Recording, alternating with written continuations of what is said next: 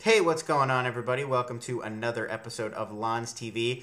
Doing something a little different today. It's not really a review so much as it's a response. Patton Oswalt has written a sort of a rant about geek culture that's on Wired.com, and everybody seems to be talking about it today. And I read it, and I feel like I had a different response than most people to it. It seems like most people are linking to it who consider themselves sort of geeks or who like geeky, culture-y kind of stuff. Basically, if you even considered seeing the new Tron film, you falls into this category. And it seems to be people are linking to it approvingly, even though it basically says, like, the internet has ruined geek culture and what it means to be, like, a nerd about stuff, and that, it's only going to get fixed if basically all culture sort of blows up and gets destroyed and we get to sort of start over and kind of rebuild. And, partially he's being funny. It's sort of a post-apocalyptic scenario, but in terms of being a geek. But it also comes from this place that it just always makes me uncomfortable. Like, the thing is funny and it's well written, and I know he's only kind of half serious, and it's making a few real points. I mean, I think he's making at least one genuine point, which is that the internet has kind of done this odd leveling of the playing field. Like, everything, it sort of used to be that there was a mainstream pop culture that, was the stuff everybody knew about and was listening to. He's talking about the 80s a lot, so it would be like Michael Jackson and Madonna and stuff. Like, what was, the big stuff that was on the radio and in movie theaters. And then there was this sort of, like, underground alternative culture, this geek culture, that you had to really, like, work hard to find. It was obscure, and if you wanted to be into, like, independent bands in that era, you couldn't just pull them up on BitTorrent. You had to, like, go seek them out, find where the cool record shop was in your, city, and you basically had to live in a big city, and then go find it and dig around in bins and everything. Like, I get what he's talking about, and the internet has now sort of blown that entire system up. The obscure, the mainstream, it's all just mashed together, and sometimes genuinely mashed together. You'll get, like, unknown indie bands covering Justin Bieber songs. So you get mashup videos of, like, this movie mixed with that movie mixed with that movie, and, everything is just cross-pollinating. And so he's really making an insight, which is that that's happening. It's just where he goes from there. He seems to adopt this kind of old hipster attitude about it, like, oh, I was into that stuff when it was awesome, and now you're all into it, and it's just not awesome anymore. And it's like,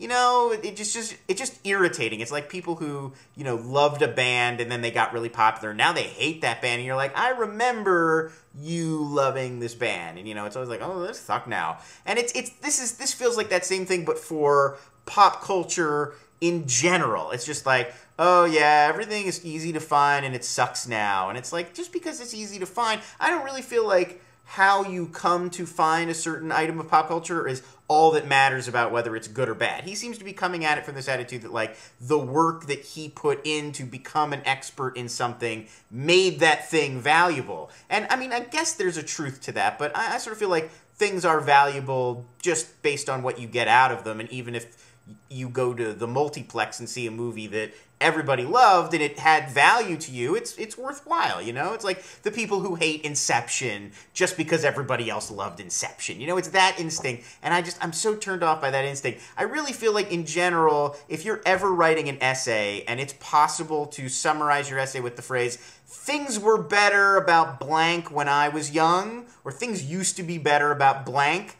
just don't. Just don't write that essay, because you're too close to it. It's part of your own experience, and you can't have the sort of critical distance you need. Like, if you were going to write, music was much better in 1880 than it was in 1910, like, okay, then it's been 100 years. You didn't grow up with that music. You didn't, like, discover Tin Pan Alley as a 12-year-old when the movement was just coming together, and it inspired your love of pop culture and music forever. Like, if you're removed from it, you can make those kind of judgments, but if you're close to it, it's like, well, of course, nostalgia, and it makes things seem purer and better and more authentic from when we were young, and now we don't get it as much, and it doesn't make as much intuitive sense. But I guarantee you, the kids growing up today with today's pop culture in 30 years or in 20 years will feel like things were better and more authentic, and, oh, do you remember Facebook? And it'll be that same thing. I promise it'll be that same thing, and everybody always wants it to, no, for real, like, this is the truth, that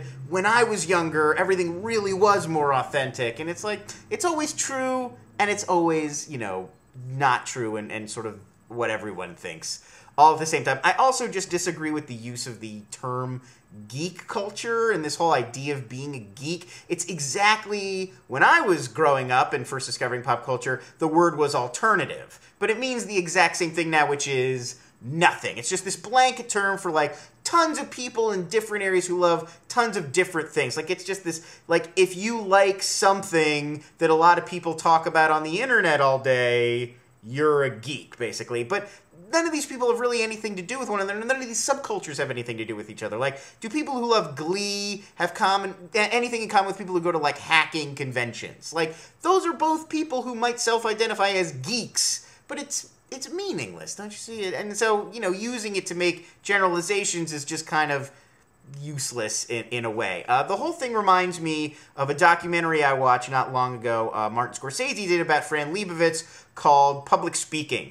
And it's one of those movies where people from the 60s and 70s, I guess she was like a little bit later than that era, but just people who came of age in those decades, like the 60s, 70s, maybe even the 80s, they all have that same kind of attitude, or like public intellectuals from that era seem to have the same kind of attitude like Patton Oswalt has, where it's like their personal perspective and like when they came of age, that defines the truth. And then let me tell you about why things are different and therefore shittier now than they were during this era. And it's always just so like from this singular perspective, and they always assume that you can make these kind of blanket judgments. Like, yeah, and with Fran Lebowitz especially, I mean, she's just purposefully playing in, like, part of it is her persona. She's, like, playing this personification of, like, the know-it-all, elitist, intellectual, like, exactly the image Midwestern people have of everybody who lives in coastal cities, which is really inaccurate. She's trying to, like, live in exactly that stereotype. And if she was, like, a comedian, that would be okay. But she's pretending to be, like, a real public intellectual. And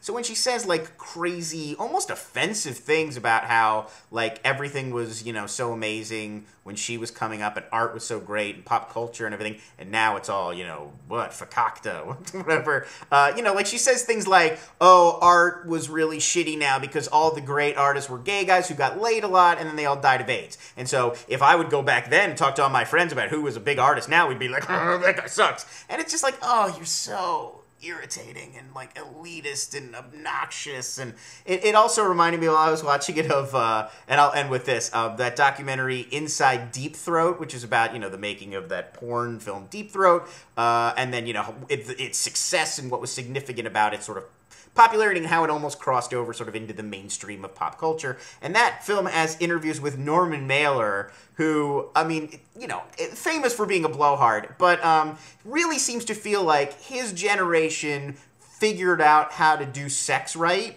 and nobody was doing it right before them, and nobody has done it right after them. Like, from 1967 to, like, 1972, all of a sudden humanity unlocked, like, the secrets of how to fuck right, and now it's gone back in the bottle, we'll never see it again, and now it's ruined.